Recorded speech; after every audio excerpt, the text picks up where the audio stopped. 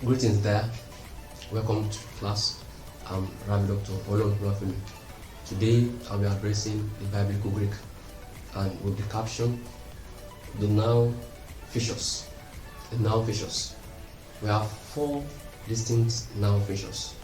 We have the case, we have declension, we have number, and we have gender. We have the case, declension, the number, and we have the gender.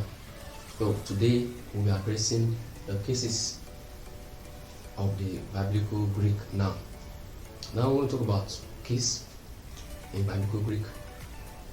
It is with the grammatical function of the noun in that particular context. The grammatical function of nouns in a given context.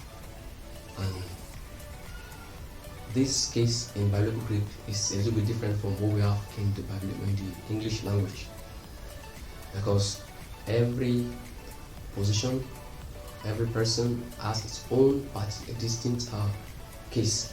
For instance, the subject of the sentence is different. The case of several students is different from that of the object of the sentence. Also, as well, the case of the indirect object is different from what we have of the direct object. So that's why we have to learn every case, and we have five cases of Biblical Greek nouns. We have nominative, genitive, ablative, dative, vocative, and we have accusative. However, by extension, we have 8 major cases. We have nominative case, we have genitive case, we have ablative case, we have locative, we have instrumental, we have vocative, and then we have accusative. So now it's very important that we understand the Biblical Greek noun cases, because just like the English language, the declension of the cases there is the same. For instance, there's the word like. A sentence like, the man sees the apostle. Now you see that this is the man and the apostle. Now in this sentence, we see that the declension here,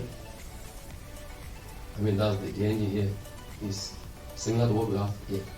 However, the man here represents the subject of this particular sentence, while the apostle here represents the object of this particular sentence.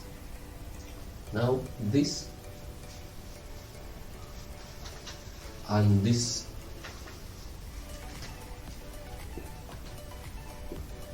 have no difference in declension. For instance, the apostle sees the man. Here the apostle is the subject, while the man is the object. However, they have the same structure, and that is English. But coming to Greek, each of these has a distinct case. For instance, this is the subject of the sentence here, so it functions as subject. Then the case of the subject of the sentence is different in Greek. This is the apostle. The apostle reads, "O apostolos."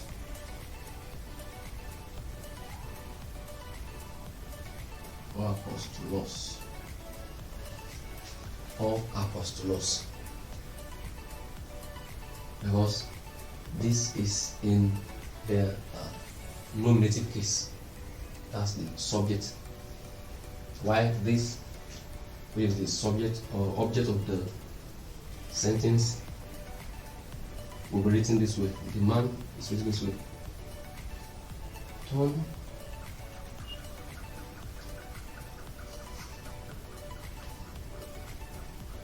Anthropon.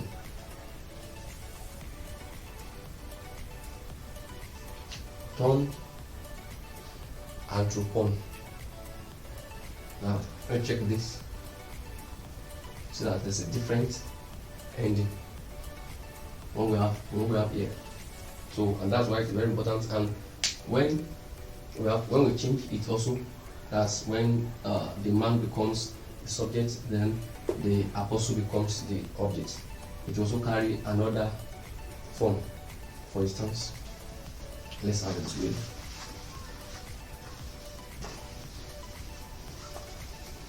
now the man is here as the subject, while the object of the sentence is the apostle. The apostle.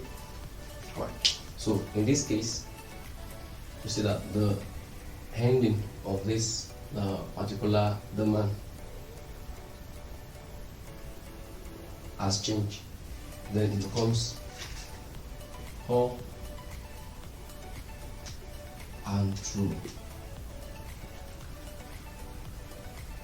Pause. Because that's the ending. Or to pause. While this will become ton apos to lon.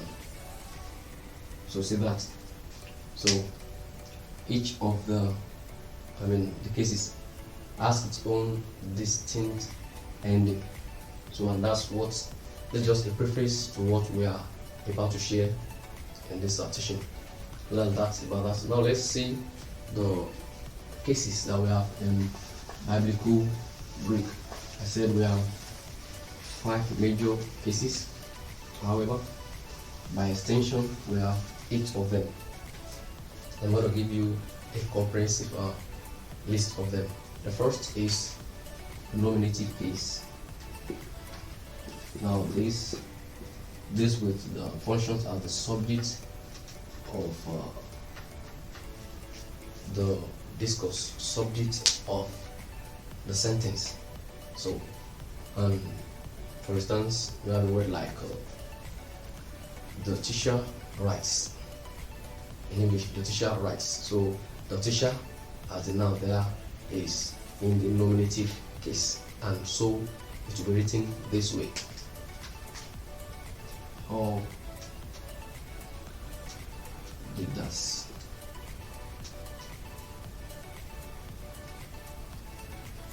kalon grafo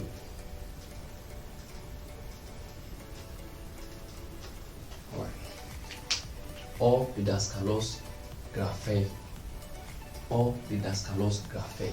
So this is the subject of the sentence. So it's in the nominative case, and that's why it ends with us as in the nominative case. So that is the teacher. This means the teacher then writes.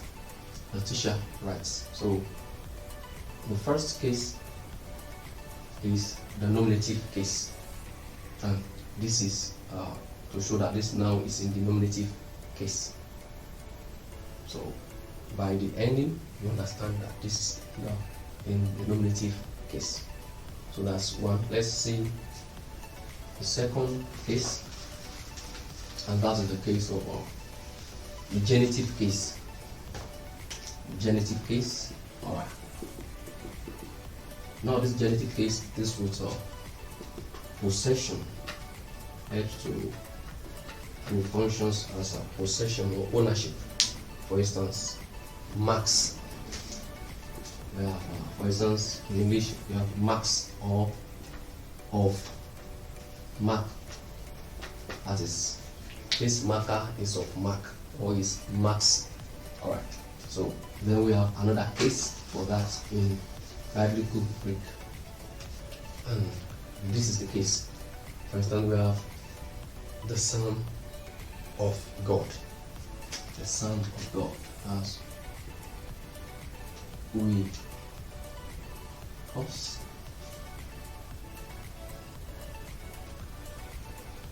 Two.